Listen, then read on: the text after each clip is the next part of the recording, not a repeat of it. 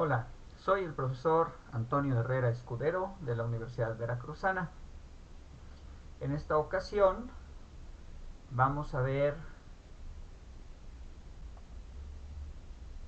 el concepto de vector. Bien,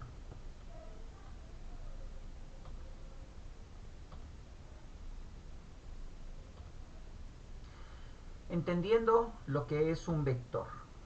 Nuestro objetivo aquí es poder conceptualizar de una manera clara lo que es un vector y darnos cuenta cómo surge debido a una necesidad de almacenar información de cierto tipo. Para entender mejor este concepto, primero vamos a ver las siguientes situaciones. Veamos. Vamos a imaginarnos que un comerciante quiere almacenar o transportar un producto. Para ello, usa un recipiente apropiado. Así, podemos encontrar los siguientes ejemplos. El comerciante usa rejas para los mangos, costales entretejidos para los frijoles, sacos para el azúcar, conos para los huevos, etcétera. En ciencia y tecnología, ingeniería, recuerden que un ingeniero es parte científico, parte tecnólogo. Se requiere de contenedores que puedan almacenar información. Pero es algo análogo a lo que hace el comerciante. Con ello, una vez almacenada la información, será necesario poderla interrelacionar y procesarla. Para tal objetivo, las matemáticas tienen un objeto especial para cada tipo de información. Centralmente podemos encontrar escalares, vectores, matrices, tensores, torsores, espinores, etc. Bien, hay más, pero estos son los que de momento podrían destacar un poco. Ahora, antes de seguir con nuestro objetivo, necesitamos entender que todo proceso en la naturaleza involucra información. Absolutamente todo proceso. Esta información debe poderse almacenar y correlacionar una con otra. Entonces, nos es importante visualizar que la información se puede estructurar y relacionar de forma organizada. Debemos hacerlo organizadamente. Justo es lo que hacen las matemáticas. En este trance, el componente esencial en cualquier información son los datos que contiene la información, que podrán transferirse, combinarse, transformarse y almacenarse. Luego entonces, también podemos interpretar a las matemáticas como un lenguaje que usa verbos y los relaciona, conjuga y asigna mediante una ortografía y una gramática, con la ayuda de pronombres, adverbios, adjetivos, disyunciones, conjunciones, etc. Eso son las matemáticas, un lenguaje que nos permite de manera bastante precisa manejar información, almacenarla, relacionarla, analizarla, transferirla, etcétera, etcétera. Esas son las matemáticas en esencia.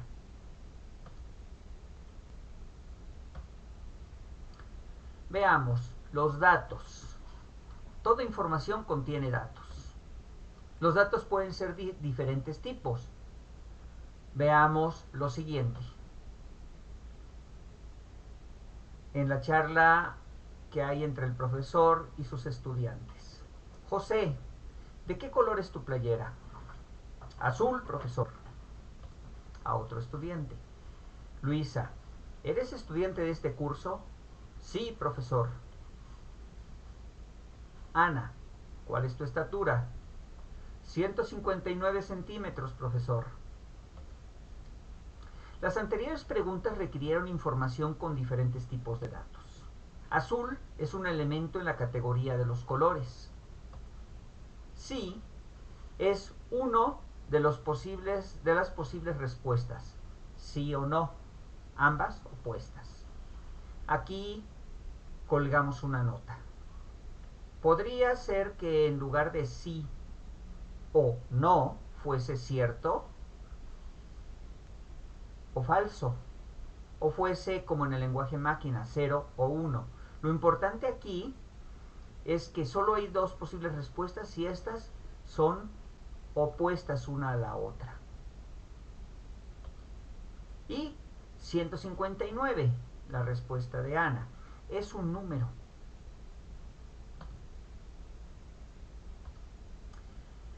Tipos de datos.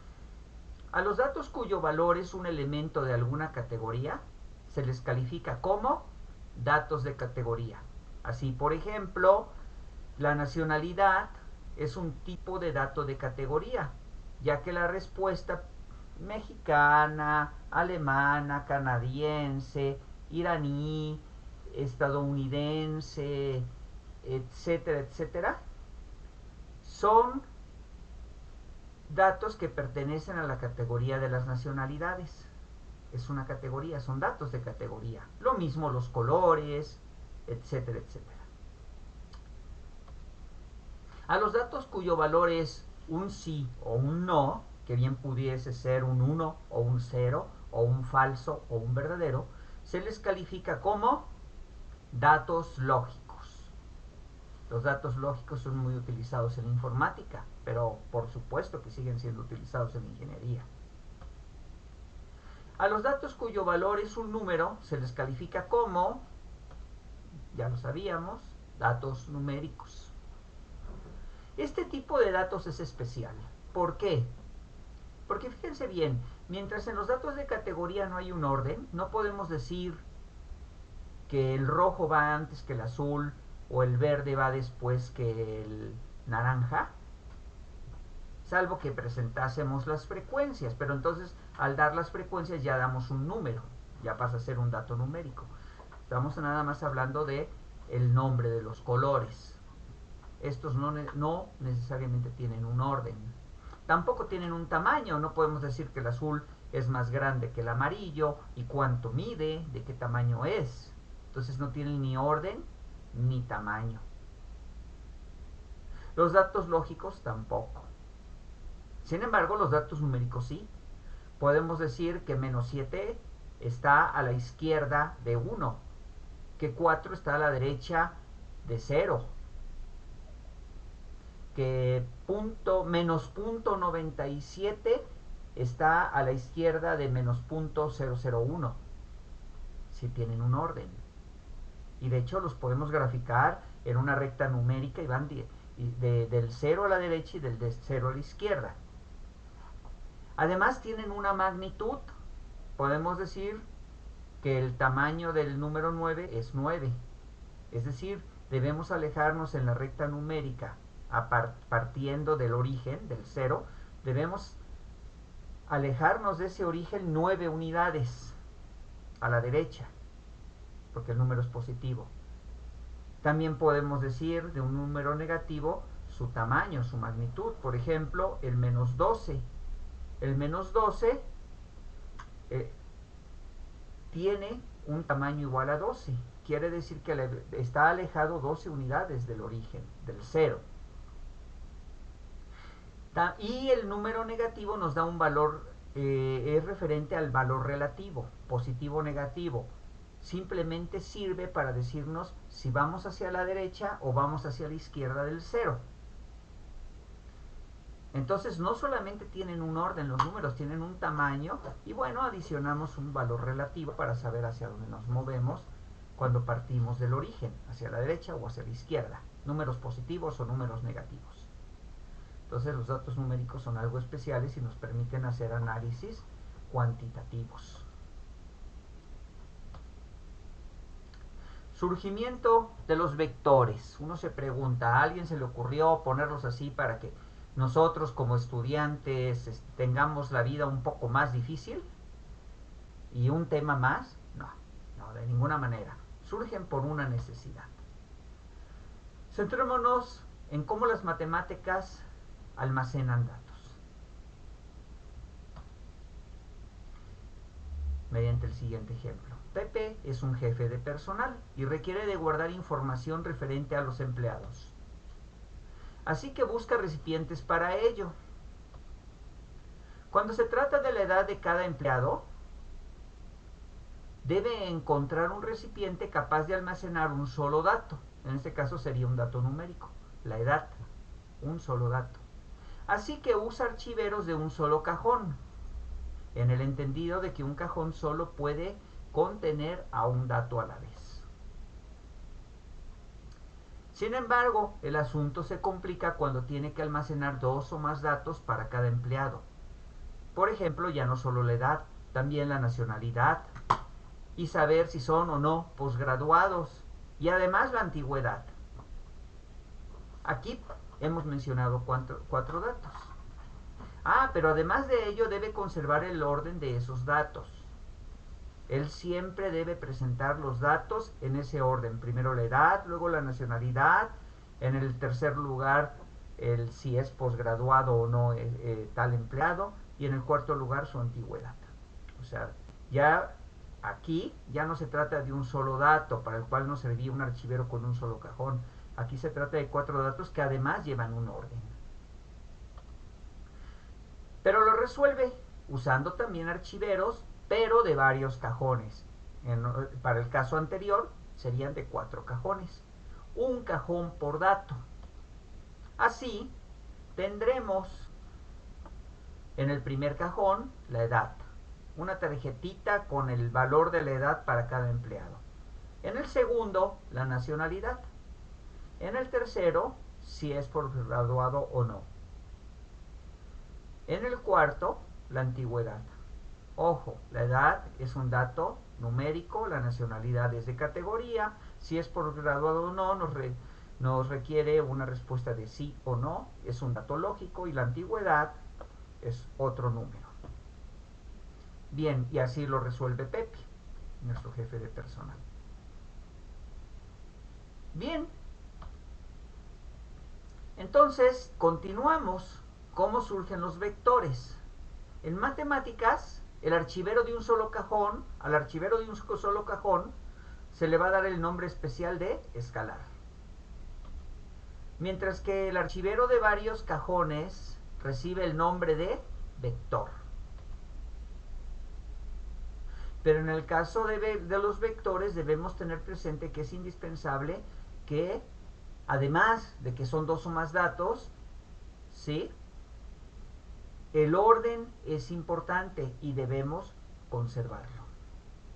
A cada dato de un vector, en este caso ya hablamos del recipiente matemático llamado vector. Un vector contiene información que consta de dos o más datos. A cada dato se le va a asignar el nombre de componente. Se le asocia como una componente del vector. Y como estos datos son ordenados, entonces el primer dato será la primer componente, el segundo dato será la segunda componente, el tercero la tercer componente, y así sucesivamente.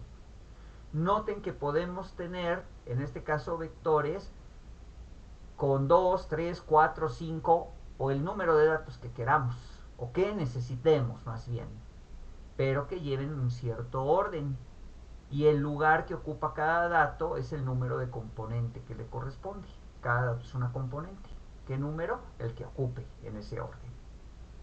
Así tenemos que la primer componente para nuestro caso ejemplo anterior es la edad. La segunda tendrá que ser la nacionalidad. La tercera la respuesta a si es posgraduado o no.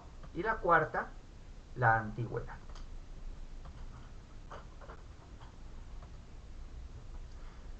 Ahora, ya que tenemos esto y que ya que en matemáticas entonces se tiene un objeto que es un recipiente que guarda información que consta de dos o más datos y que llevan un cierto orden y cada dato es una componente y ya le llamamos vector a ese recipiente.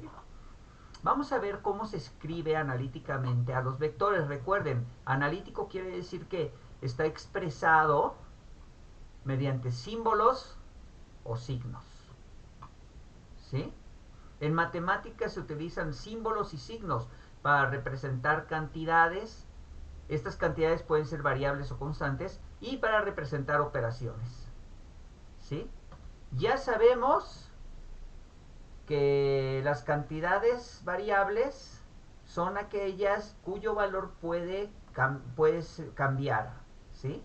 Ejemplo, voy a hablar de una cantidad que sea, digamos, la estatura de un estudiante en un grupo. Ese valor es una cantidad y ese valor puede cambiar dependiendo de a qué estudiante nos refiramos. Si nos referimos a Jorge, vamos a decir 175 centímetros. Si nos referimos a María, vamos a decir 158 centímetros. Cambia, es variable, el valor cambia.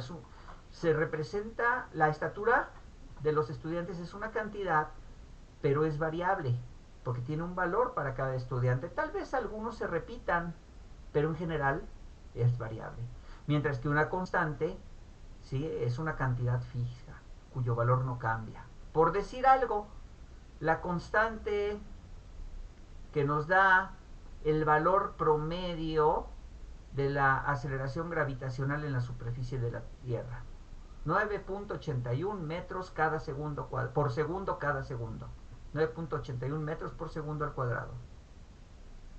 Y ese no lo vamos a cambiar, porque estamos hablando de el valor promedio, no de el valor en cada punto de la Tierra, porque entonces ya pasaría a ser variable. En el ecuador es menor que en los polos. Ya cambia dependiendo la ubicación geométrica, pero si tomamos un valor promedio, ese valor promedio va a mantenerse constante, ¿de acuerdo? Las operaciones están representadas por signos. Por ejemplo, la operación de sumar, agregar algo a otra, una cantidad a otra, es una operación. Y representa una acción. Y eso se representa por signos. En el caso de la suma, es el signo más. Cuando equiparamos dos cosas, pues es otra acción, es otra operación, la de igualdad, y se representa con el signo de igual. ¿Ok? Con esto podemos emular a los archiveros de dos o más cajones. El archivero es un contenedor, agrupa, conjunta. Los cajones sirven para mantener cada dato en su lugar y estos datos están separados uno de otro. Los cajones están separados uno de otro. El signo de agrupación en matemáticas, que hará el papel del archivero, de agrupar, de conjuntar todos los datos de cierta información, son los paréntesis. Generalmente paréntesis redondos, pero pues, en algunos casos se utilizarán los corchetes, en otros el símbolo de llaves, que a la que abre y la que cierra, ¿verdad? Juntos. Y en otros los brackets, que son triangulares, como el signo de mayor que y menor que. Bueno, generalmente para los vectores usamos los paréntesis, entendiendo que son los redondos. Mientras que el signo de separación en matemáticas es la coma y hace la función de las partes que separan un cajón del otro. Así se separarán los datos. Y los cajones pues son los lugares que quedan entre las comas, todo dentro de paréntesis, ahí se van poniendo los datos en el orden que corresponda. Luego entonces, si la edad, vamos a usar símbolos para representar ciertas cantidades. La edad va a ser representada con la letra E mayúscula. La nacionalidad con el símbolo N mayúscula, en este caso letra. Para la respuesta de si es posgraduado o no el empleado, utilizaremos la P mayúscula. La P puede tomar valores sí o no. Y la antigüedad la vamos a representar con la A. De esa manera en matemáticas ponemos nuestro archivero, que son los paréntesis, Ponemos los cajones separándolos con coma y en cada lugar, que es cada cajón, vamos poniendo nuestros datos en el orden que corresponde, edad, y ya con el símbolo que los estamos representando. Edad, nacionalidad, es posgraduado o no, y antigüedad. Y vean cómo hemos escrito entonces este contenedor usando símbolos y signos de forma analítica. Y a esto, ¿cómo le llamamos? Vector. Esta sería una representación analítica de este vector. Primer componente, segunda, tercera y cuarta. Entonces vean cómo es que se genera el vector y para qué sirve. Representación de los vectores. Ya vimos que un vector se escribe usando símbolos y signos, entendiendo que un símbolo representa a una cantidad, ya sea variable o constante, mientras que un signo representa una operación, como lo es sumar, restar, agrupar, relacionar, etc. Sin embargo, una cosa es escribir analíticamente un vector, como lo hicimos en la lámina anterior, entre paréntesis, separando los datos por comas, y otra cosa muy diferente es representar al vector. Una cosa es su escritura y otra es cómo se representa. Un vector se representa mediante cualquier símbolo, letra, número o garabato. Pero siempre, ya eligiendo la letra, el número, el garabato que queramos, lo que debemos hacer siempre es ponerle a ese garabato, a esa letra, a ese símbolo en general, ponerle en la parte superior una flecha horizontal, es decir, una tilde que apunte hacia la derecha.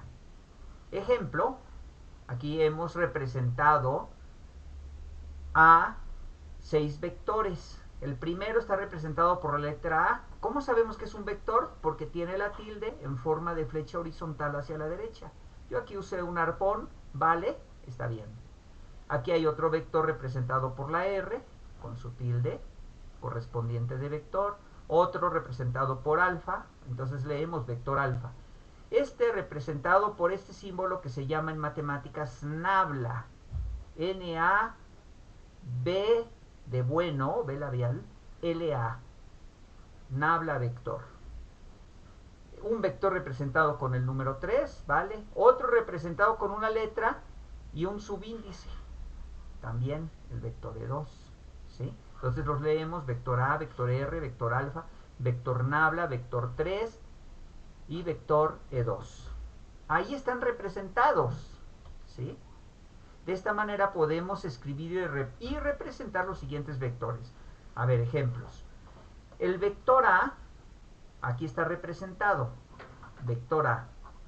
Y su escritura es este. Entonces este vector A está representando esto, que es un vector, aquí está escrito. ¿Sí? Vector R, la representación y la escritura sería R sub 1, R sub 2 y así hasta R sub 5. Aquí tuvimos el detalle de poner un subíndice que corresponde al número de componente, ¿sí? Y usar R, la misma letra para representar al vector, pero sin la tilde, porque este ya es un escalar. Aquí sí es la R con la tilde porque es el vector. Y sus componentes son escalares, y entonces R nos dice que es R3 es la tercer componente del vector R. Es una escritura bastante ágil y apropiada. Y aquí tenemos al vector E2 igual a 0,1. Esta es su escritura y este es su valor. Bueno. Continuamos. De esta manera podemos escribir y representar a un vector. Véanlo. Donde, como ya decíamos, R vector es la representación. Luego su escritura es toda esta. Donde además R1, R2, R3, R4, R5, cada una de ellas son sus componentes. La primera, la segunda, la tercera, la cuarta y la quinta. Nota. El número de componentes que tiene un vector, el número de datos que contiene, como quien dice, es conocido como la dimensión del vector. Así, en este ejemplo, El vector R es de dimensión 5, tiene 5 componentes. Bueno, con esto terminamos. Debemos continuar con la definición analítica de vector y después la geometrización de un vector para continuar con la definición geométrica de vector. Gracias y hasta la próxima.